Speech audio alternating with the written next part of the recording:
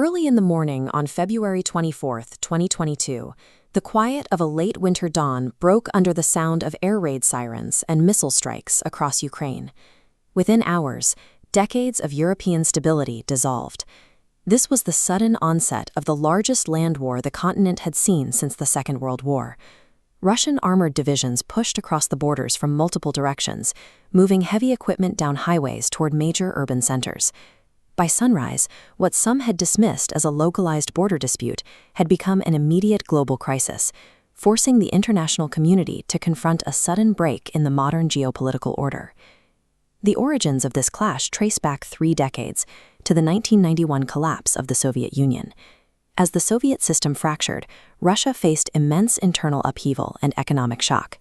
Citizens took to the streets of Moscow, protesting the old order and demanding political reform. At the same time, Ukraine declared its independence. Over the following years, its citizens pushed for democratic sovereignty, steadily turning their political and economic focus westward toward Europe. Russian leadership, however, maintained a different historical lens, viewing an independent, westward-leaning Ukraine as a loss of territory that rightfully belonged within its traditional sphere of influence. As Ukraine integrated further with European markets and institutions, Moscow interpreted this drift as a direct challenge to its modern national identity, turning a decades-long divergence into an inevitable flashpoint. In the months immediately preceding the invasion, diplomatic negotiations repeatedly stalled. Looking at this map of Ukraine's borders, an immense accumulation of Russian forces began to take shape. Satellite intelligence removed any element of surprise. Granular data points confirmed the deployment of field hospitals, fuel depots, and heavy artillery. The visible logistics showed a methodical transition from diplomatic pressure to a full-scale military offensive. When the assault finally began, many military analysts projected a rapid conclusion, predicting the capital city of Kyiv would fall in a matter of days. Instead, the advancing columns immediately hit a highly motivated and deeply entrenched Ukrainian defense network.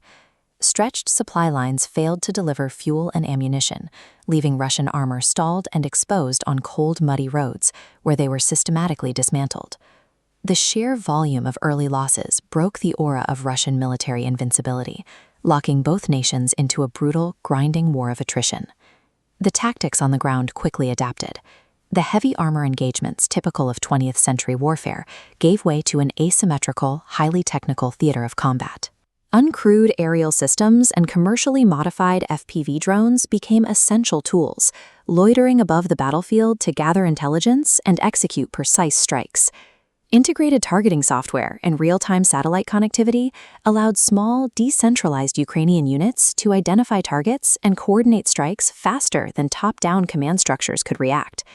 The Ukrainian defense proved that in modern warfare, high-speed data networks and agile software deployments are every bit as lethal as traditional heavy artillery. As the fighting intensified, an international coalition implemented sweeping economic sanctions, freezing central bank assets, restricting technology exports, to starve the war machine.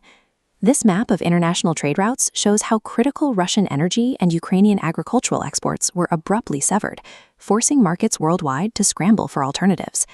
The aggression also provoked a massive strategic realignment. Rather than dividing the West, the invasion prompted Finland and Sweden to join NATO, unifying and expanding the alliance. The attempt to exert regional dominance backfired globally, isolating Russia's economy while solidifying the very military coalitions Moscow had sought to weaken. But the geopolitical consequences are only part of the story. The physical realities on the ground tell a far more devastating one. The relentless barrage of missiles and artillery turned entirely residential neighborhoods into active combat zones, indiscriminately shattering civilian infrastructure. Millions of families were forced to abandon their homes, creating a massive wave of internal displacement and sending refugees streaming across European borders to find safety. Yet amidst the devastation, a fierce civilian resilience emerged. Everyday citizens mobilized to clear debris, repair critical power grids, and support the frontline troops. The true weight of this conflict rests entirely on these local populations, who must rebuild fractured lives and leveled cities for decades to come. This conflict has forced a change in how nations view security. ending the assumption that economic interdependence automatically prevents war. It showed that modern peace is conditional, requiring active defense even in a globalized age. The focus now shifts to the long-term effort of reclaiming and rebuilding a sovereign state. The green fields and villages in the distance represent the eventual goal of returning the country to a state of normalcy.